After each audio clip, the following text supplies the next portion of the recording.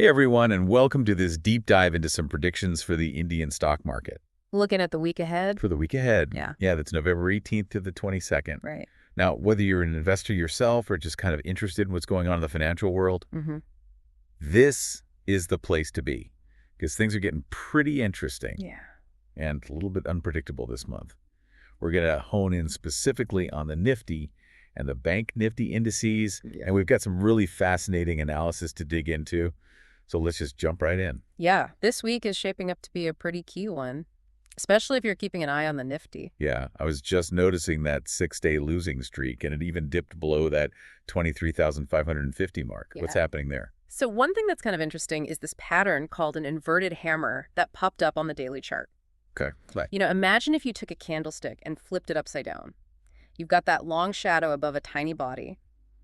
That, along with the Nifty closing below its 200-day exponential moving average, we call it the 200-day EMA, is often signaled that the downward trend could keep going.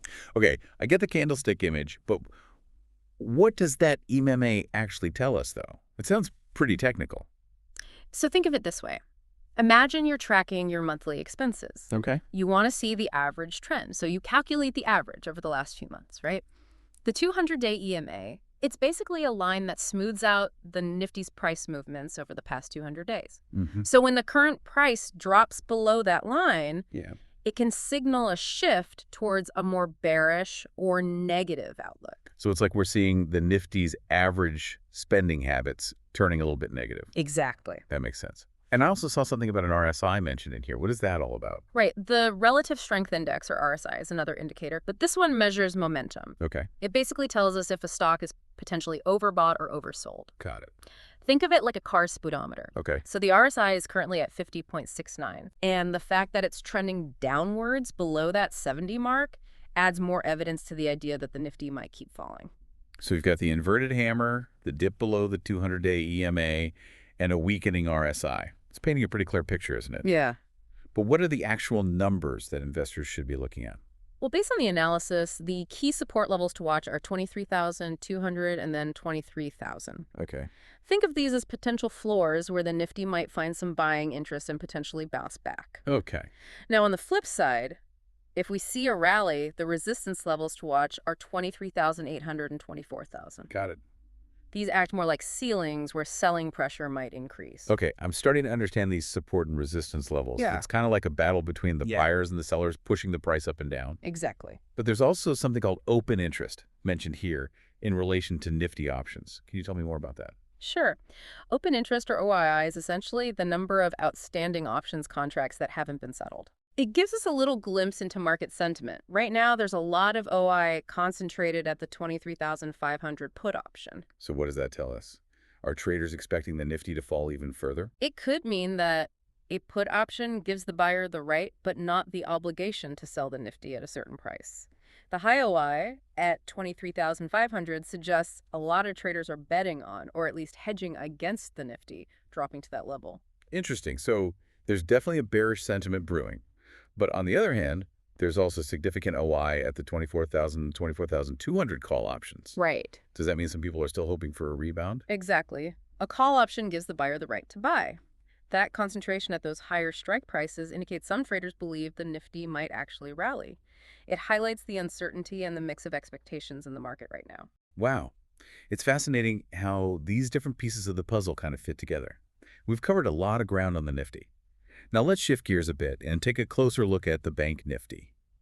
I'm seeing that it recently broke below a rising trend line and closed below that 50,200 mark. Does that spell trouble? It's definitely something to keep an eye on. Breaking a trend line like that suggests the momentum might be shifting towards the bears. Okay. And closing below 50,200, a psychologically important level, could trigger more selling as traders react. Psychological impact. You mean even numbers can spook investors? Oh, you'd be surprised. Yep. Round numbers often act as mental anchors for traders. Really? A decisive break below them can sometimes lead to a cascade of selling, even if it's not entirely based on fundamental analysis. So it's like a self-fulfilling prophecy in a way. People see the number broken, they panic, and that pushes the price down even further. Interesting. But where could the Bank Nifty potentially go from here? Are there any downside targets to keep in mind? Well, the 200-day EMA is currently acting as a key support level around 49,905 for the Bank Nifty. If that breaks, we could see a further decline towards 49,200 or even 48,200. Okay, so those are the levels to watch. Yeah. And also seeing that the Bank Nifty is trading below its 20, 50, and 100-day EMAs. Mm-hmm. Can you quickly remind me what those shorter-term EMAs tell us? Of course. And why should our listener care about that? Just like the 200-day, these shorter-term EMAs show us the average price over different time frames. Right. The fact that the Bank Nifty is trading below all three of them really reinforces that bearish sentiment we've been talking about. Yeah. It suggests the downtrend has some momentum behind it. Got it. So it's all about looking at these different moving averages to get a sense of the overall price direction. Right. Now, similar to the Nifty, we're also seeing some interesting open interest data on the Bank Nifty. What can you tell me about that? Absolutely. And it's telling a similar story. The significant open interest at the 49,500 put option suggests traders are anticipating or at least preparing for a potential drop to that level. On the flip side, there are concentrations at the 51,000 and 51,500 call options, showing that some traders are still hoping for a rebound. So the real tug-of-war between the bulls and the bears, just like with the Nifty. With all these bearish signals flashing for both indices, some of our listeners might be feeling a bit uneasy right now. Wow. What advice would you give them? I think the key takeaway here is to proceed with caution.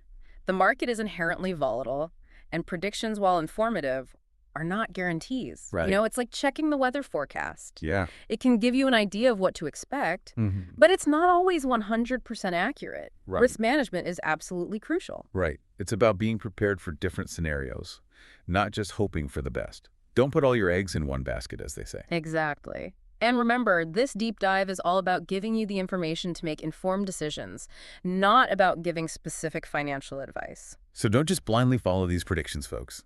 Do your own research, consider your risk tolerance, and maybe even consult with a financial advisor before making any big moves. Absolutely. And remember, even though this deep dive is painting a somewhat bearish picture, the market can change direction quickly. That's a great point. Yeah. So as you gear up for the week ahead, think about how these insights might influence your own investment decisions, taking into account your own research and risk appetite. Remember, this deep dive is purely for informational purposes and not financial advice.